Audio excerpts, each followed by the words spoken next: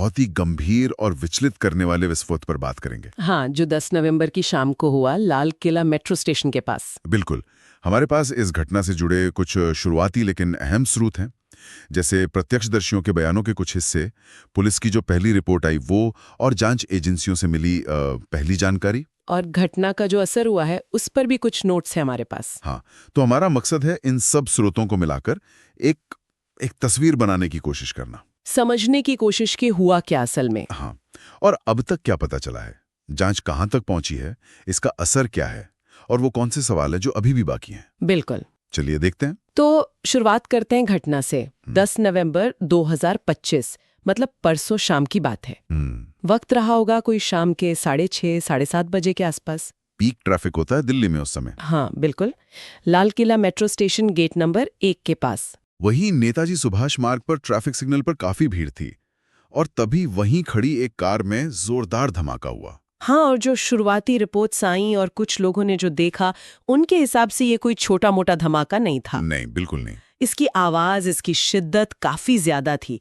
Car तो पूरी तरह खत्म हो गई होगी। हाँ, पर खच्चे उड़ गए ऐसा बताया जा रहा है, और आसपास जो गाड़ियां थीं, कारें, ऑटो रिक्शा, वो भी चपेट में आ गए। और कुछ में तो आग भी लग गई। स्थिति और बिगड़ गई होगी। सबसे दुखद बात तो है कि जाने गए हैं इसमें। जो आंकड़े अभी आ रहे हैं वो कम से कम 8 से 9 लोगों की मौत की पुष्टि कर रहे हैं। 8 से 9 मौतें, और घायल 19-20 से ज्यादा बताए जा रहे हैं, और उनमें से भी कुछ की हालत गंभीर है। ये तो शुरुआती आंकड़े हैं, हो सकता है ये बढ़े भी। हाँ बिल्कुल, अंदेशा तो यही है। ये वाकई दिल दहला देने वाला है। राजधानी के इतने व्यस्त इलाके में इतनी जानें चली गईं, इतने लोग घायल हो गए। सुरक्षा पर तो सवाल उठता ही है। अच्छा, अब जांच की बात करते हैं। मामला कितना गंभीर है ये इसी से पता चलता है कि इसे फौरन राष्ट्रीय जांच एजेंसी मतलब NIA को सौंप दिया गया। हाँ, ये स्वाभाविक भी था। ऐसे मामलों में NIA ही जांच करती है अक्सर। और NIA के हाथ में आते ही एक बहुत चौंकाने वाला पहलू सामने आया है। वो क्या? जो कार थी जिसमें विस्फोट हुआ, हुंडई i20, वो रजिस्टर्ड है डॉक्टर उमर मोहम्मद के नाम पर। अच्छा, और ये डॉक्टर साहब जम्मू कश्मीर के पुलवामा के रहने वाले हैं। एक डॉक्टर? ये तो वाकई चौंकाने वाली बात है। मतलब अमूमन ऐसे मामलों से डॉक्टरों का नाम नहीं जुड़ता। हाँ, यही बात है। इसने जांचकर्ताओं का ध्यान खींचा है। और सूत्रों में ये भी कहा जा रहा है कि इनका अब तक का रिकॉर्ड बिल्कुल साफ है, कोई क्रिमिनल हिस्ट्री नहीं। हाँ, अपने इलाके में प्रैक्टिस करने वाले डॉक्टर हैं। तो फिर ये गुत्थी और उलझ जाती है। क्या कार चोरी हुई थी, क्या रिपोर्ट नहीं हुई, या उन्हें फंसाया जा रहा है? या फिर कोई ऐसी बात है जो अभी सामने नहीं आई है। बिल्कुल, NIA के लिए ये एक बड़ी पहेली है। एक सम्मानित पेशे का व्यक्ति इस मामले के केंद्र में कैसे? उनकी भूमिका क्या है? पीड़ित हैं या शामिल हैं? ये जांच का अहम फोकस होगा। हाँ, मतलब सिर्फ फॉरेंसिक सबूत ही नहीं, डॉक्टर के बैकग्राउंड, उनके कॉन्टैक्ट्स, हाल की उनकी गतिविधियां, सब जांच के दायरे में होगा। बिल्कुल। अब आते हैं विस्फोटक पर। अभियोजन पक्ष मतलब प्रोसिक्यूशन, उनका शुरुआती अंदाजा क्या है, क्या इस्तेमाल हुआ होगा? देखिए, ये शुरुआती आकलन है, शायद फॉरेंसिक जांच पर आधारित होगा। वो इशारा कर रहे हैं कि अमोनियम नाइट्रेट। Ammonium nitrate. हाँ, और शायद कोई हाई एक्सप्लोजिव मिक्सचर भी, मतलब कोई और शक्तिशाली विस्फोटक भी मिलाया गया हो। फॉरेंसिक टीमें तो सैंपल जमा कर ही रही होंगी वहां से। हाँ बिल्कुल, विस्फोटक की सही प्रकृति, कितनी मात्रा थी, ये सब पता लगाना जरूरी है। अमोनियम नाइट्रेट का नाम आना ये अपने आप में महत्वपूर्ण है ना? बहुत महत्वपूर्ण है, क्योंकि ये आसानी से मिल जाता है।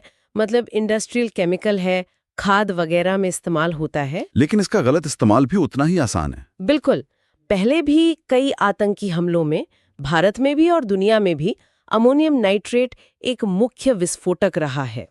अगर इसकी पुष्टि होती है तो जांच एक खास दिशा में जाएगी, और रिपोर्ट से ये भी पता चलेगा कि क्या इसे और खतरनाक बनाने के लिए RDX या PETN जैसा कुछ मिलाया गया था। अच्छा, इसी जांच के सिलसिले में एक और बड़ी खबर आई है। क्या? एजेंसियों ने दिल्ली और आसपास के राज्यों में कई जगह छापे मारे हैं। अच्छा। और सूत्रों के हवाले से एक सनसनीखेज बात पता चली है।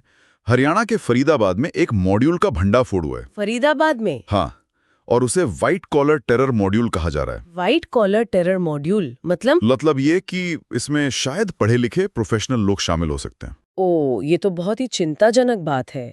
ये जांच के लिए एक बिल्कुल नई चुनौती है। हाँ, क्योंकि पारंपरिक तौर पर हम आतंकवाद को शायद अलग तरह से देखते हैं। बिल्कुल, हम सोचते हैं कि हाशिए पर धकेल दिए गए कम पढ़े लिखे युवा इसमें शामिल हो सकते हैं, लेकिन अगर पढ़े लिखे, अच्छी नौकरी वाले लोग जो समाज में बिल्कुल सामान्य दिखते हैं, वो ऐसी गतिविधियों में हो, तो उन्हें पहचानना, ट्रैक करना बहुत मुश्किल हो जाता है। हाँ, कहीं ज्यादा मुश्किल। अब ये फरीदाबाद वाला मॉड्यूल और दिल्ली ब्लास्ट, क्या इनका आपस में सीधा कनेक्शन है? ये अभी साफ नहीं है। हो सकता है अलग मामला हो, या फिर ये एक ही बड़ी साजिश के हिस्से हो। एनआईए जरूर इनके बीच की कड़ियां जोड़ने की कोशिश कर रही होगी। इसमें जो लोग शामिल हैं, उनका बैकग्राउंड क्या है, उनकी मोटिवेशन क्या थी, नेटवर्क कैसा था, ये सब समझना बहुत जरूरी होगा।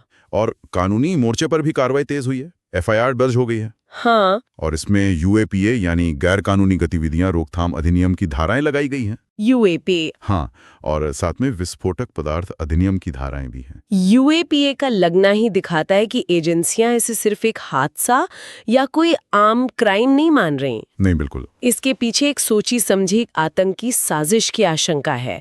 ये एक सख्त कानून है, एजेंसियों को ज्यादा अधिकार मिलते हैं इसमें। हिरासत की अवधि लंबी हो सकती है, जमानत मुश्किल होती है। हाँ, तो इन धाराओं का इस्तेमाल यही बताता है कि सरकार और एजेंसियां इसे राष्ट्रीय सुरक्षा के लिए गंभीर खतरा मान रही हैं। जाहिर है, इस घटना का असर सिर्फ जांच या कानून तक ही सीमित नहीं है।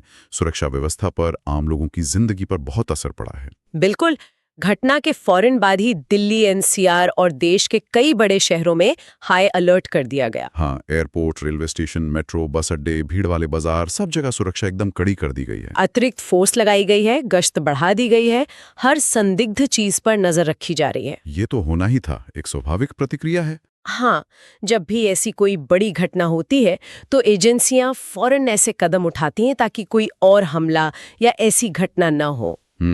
लेकिन इसका दूसरा पहलू है आम लोगों पर मनोवैज्ञानिक असर। दिल्ली और आसपास के लोगों में डर तो होगा ही। असुरक्षा की भावना, लोग शायद बाहर निकलने से, भीड़ वाली जगहों पर जाने से कतराएं। रोजमर्रा की जिंदगी पर असर पड़ता है। हमने सुना कि घटनास्थल के आसपास के दुकानदार, वहां रहने वाले लोग काफी डरे हुए हैं। हाँ, अपनी और अपने परिवार की सुरक्षा को लेकर चिंता होना लाजमी है। ये घटनाएं सिर्फ जिस्मानी चोट नहीं पहुंचाती, ये समाज के भरोसे पर, लोगों के आत्मविश्वास पर भी गहरा असर डालती हैं। सही कहा।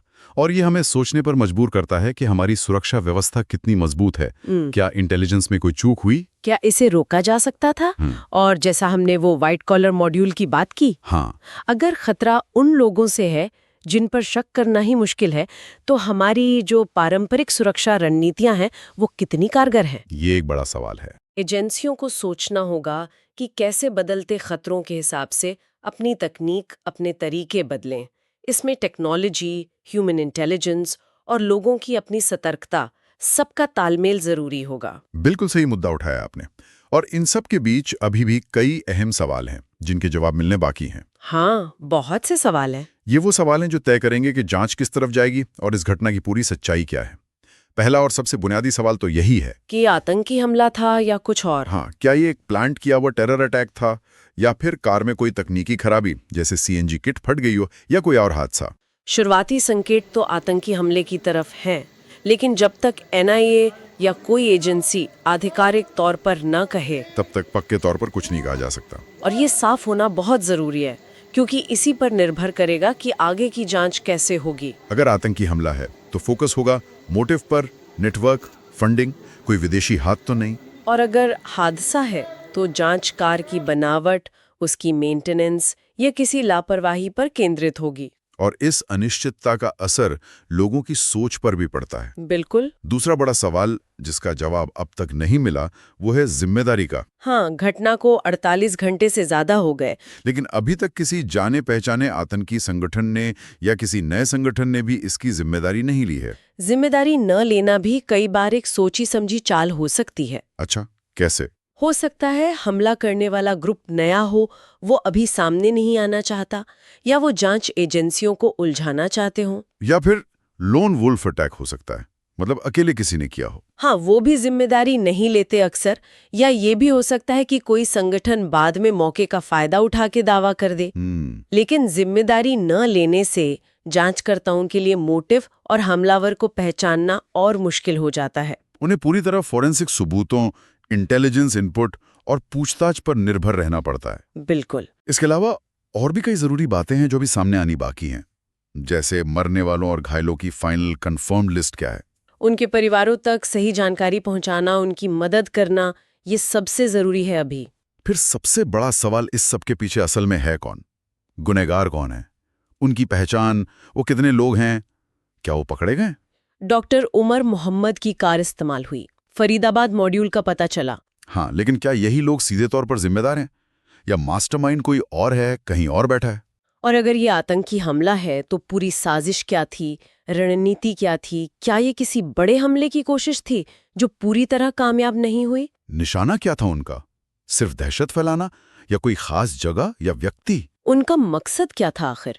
इन सवालों के जवाब जब मिलेंगे तभी हम इस घटना के सही मायने और इसके असर को समझ पाएंगे। जांच तो जटिल होती है ऐसे मामलों में, समय लग सकता है। हाँ, कई परतें होती हैं। तो अगर हम अब तक की बात को समेटें तो दिल्ली के लाल किला इलाके में जो विस्फोट हुआ वो एक बहुत ही गंभीर घटना है। कई जाने गईं, बहुत लोग घायल हुए। जांच एनआईए कर रही है। एक डॉक्टर की कार का शामिल होना, फरीदाबाद में वो व्हाइट कॉलर टेरर मॉड्यूल की बात, ये सब चौंकाने वाले पहलू हैं। यूएपीए जैसी सख्त धाराएं लगी हैं, देश भर में सुरक्षा कड़ी है। लेकिन सबसे अहम सवाल कि ये आतंकी हमला था या कुछ और? इसके पीछे कौन थे? उनका मकसद क्या था? ये अभी भी अनसुलझे हैं। जांच इन्हीं पर केंद्रित है। हाँ, ये साफ है कि ये सिर्फ एक लोकल घटना नहीं है। इसके तार गहरे और उलझे हुए हो सकते हैं। राष्ट्रीय सुरक्षा, कट्टरपंथ का बदलता चेहरा, सामाजिक ताना बाना, सब इससे जुड़ा है। जैसे जैसे एनआईए की जांच आगे बढ़ेगी, फॉरेंसिक रिपोर्ट्स आएंगी, अगर कोई गिरफ्तारी होती है तो तस्वीर और साफ होगी। हमें इंतजार करना होगा आधिकारिक बयानों का, पुष्टि की गई जानकारी का, किसी भी तरह की अफवाहों से बचना होगा। बिल्कुल। और जाते जाते जैसा हम हमेशा करते हैं, एक सवाल सोचने के लिए छोड़ जाते हैं। ये इसी घटना के खास पहलू से जुड़ा है। अगर आगे की जांच में ये बात और पुख्ता होती है या ऐसे और मामले सामने आते हैं जहां समाज के पढ़े लिखे, अच्छी बैकग्राउंड वाले प्रोफेशनल लोग इस तरह की हिंसक गतिविधियों में शामिल पाए जाते हैं, तो ये कट्टरता यानी रेडिकलाइजेशन के बदलते चेहरे और हमारे समाज के अंदर पनप रहे खतरों के बारे में क्या गंभीर संकेत देता है। और इससे निपटने के लिए हमारी सुरक्षा एजेंसियों को, समाज को, सरकारों को अपनी रणनीतियों में किस तरह के बुनियादी बदलाव करने होंगे, इस पर गंभीरता से सोचने की जरूरत है।